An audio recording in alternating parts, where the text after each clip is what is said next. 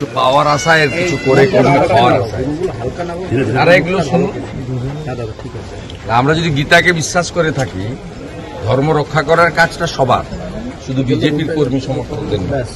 আর সরাসরি ধর্মকে যেভাবে আক্রমণ তিনি করছেন, খেলাফত কমিটির অনুষ্ঠানে গিয়ে কমপ্লিটলি একটা রিলিজিয়াস অনুষ্ঠান, সেখানে তিনি প্রথমত দেখুন, আমরাও যারা ঈদের শুভেচ্ছা জানিয়েছেন তাদেরকে প্রতি শুভেচ্ছা জানিয়েছেন, সমস্যা কিছু নেই। কিন্তু আমাদের হরিনাম সংকীর্তন বা ভাগবত কথায় যেমন অন্য ধর্মের লোকেরা আসা উচিত নয়, আমরা আহ্বানও করি না। আমাদের মন্দির নির্মাণ হয় আমাদের অর্থে, সরকারি অর্থ নিই না, অন্য ধর্মের অর্থও নিই না। ঠিক অন্য ধর্মের ক্ষেত্রেও তাদের যখন ধর্মীয় রিলিজিয়াস অনুষ্ঠান হবে, সেই ধর্ম যারা পালন করেন তাদেরই থাকা উচিত।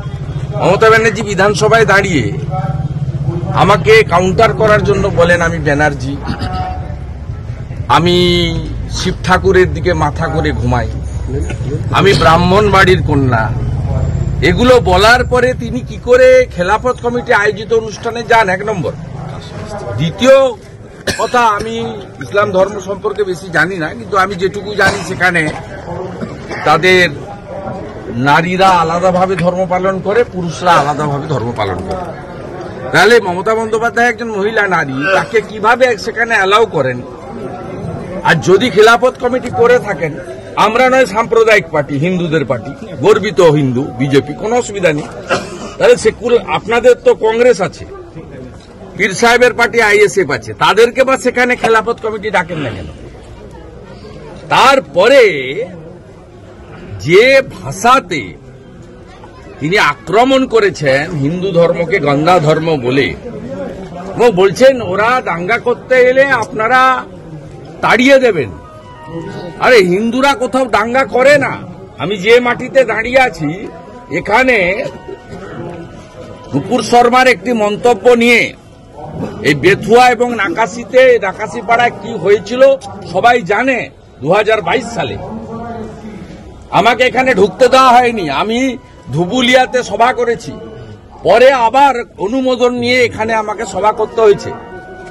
এখানে বেছে বেছে হিন্দুদের দোকান ভাঙা হয়েছে এবং নাকাশিপাড়া রেল স্টেশনকে জ্বালিয়ে দেওয়া হয়েছিল। হিন্দুরা কোথাও করে না এসব জিনিস, হিন্দুরা মোথাবাড়িতেও করেনি, নওদাতেও করেনি, বেলডাঙ্গাতেও করেনি। আমাদের সংস্কৃতি কালচার এগুলো শেখায় না। বলেছে দাঙ্গা করে হিন্দু, দাঙ্গা করে পলিটিক্যাল পার্টিরা। আমরা আছি আপনাদের পাশে, আমি আছি, অভিষেক বন্দ্যোপাধ্যায় আছে, দিদি আছেন, ফলে আপনাদের কোনো চিন্তা নেই। দাঙ্গা করে পলিটিক্যাল পার্টিরা, দাঙ্গা করে পলিটিক্যাল পার্টি। উনি বিজেপিকে ইঙ্গিত করে এসব কথা বলেছেন, ক্ষমার অযোগ্য কথা বলেছেন গন্ধা ধর্ম বলে। হিন্দুরা ঐক্যবদ্ধ হচ্ছে, এ পার্টিটা পশ্চিমবঙ্গে আছে পুলিশের জন্য। পুলিশকে যদি নির্বাচন কমিশন নির্বাচনের সময় রাজীব কুমার, মনোজ বর্মার বাহিনীর হাতে যদি শিকল লাগিয়ে দেয়, বাংলার জনগণ, হিন্দু জনগণ তারা প্রস্তুত আছেন সুদে আসলে হিসাব তুলে নেওয়ার জন্য।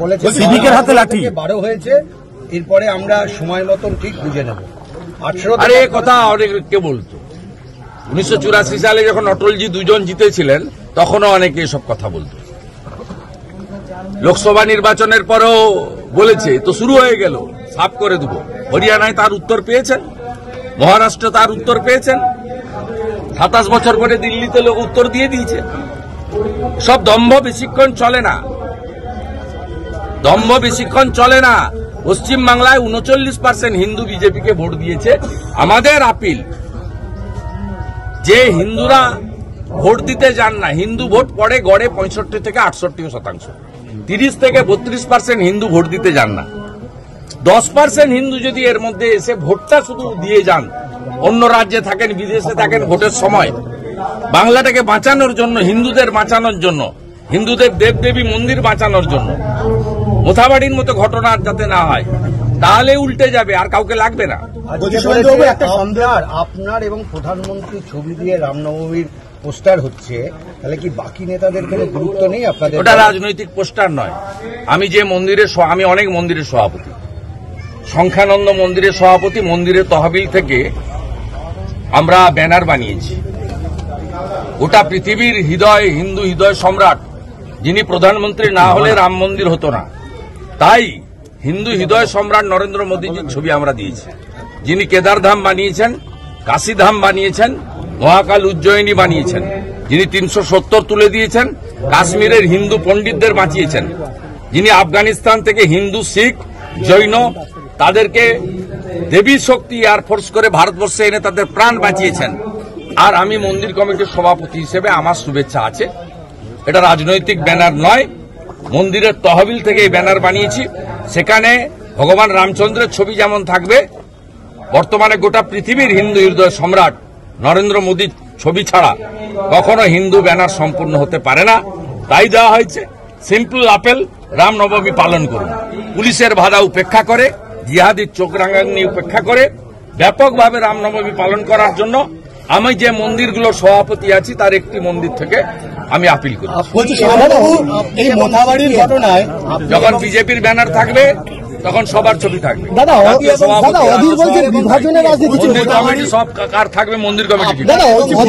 বিভাজনের রাজনীতি করছে বাংলায়, অধীর বলছেন বিভাজনের রাজনীতি করছে বাংলায় আইপ্যাক এবং আরএসএস, বিজেপি এবং তৃণমূল সাম্প্রদায়িক অশান্তি ছড়াচ্ছে। বিজেপি এবং তৃণমূল সাম্প্রদায়িক অশান্তি ছড়াচ্ছে। উনি তো উনার নামটা অধীর চৌধুরী বলে তো মুসলমানরা ভোট দিল না। উনি কাকে কিসব বলছেন?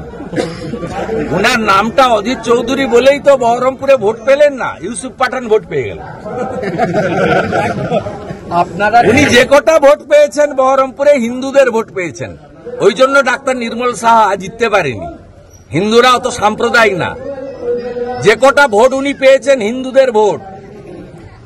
আর উনি 6 টাকায় 1 কোটি টাকা, 6 টাকায় 1 কোটি মাত্র 6 টাকায়। হ্যাঁ সত্যি, কিনুন ডিয়ার সাপ্তাহিক লটারি মাত্র 6 টাকায় আর পেয়ে যান প্রথম পুরস্কার 1 কোটি টাকা। Damro's clearance sale is here with 50% off on selected products.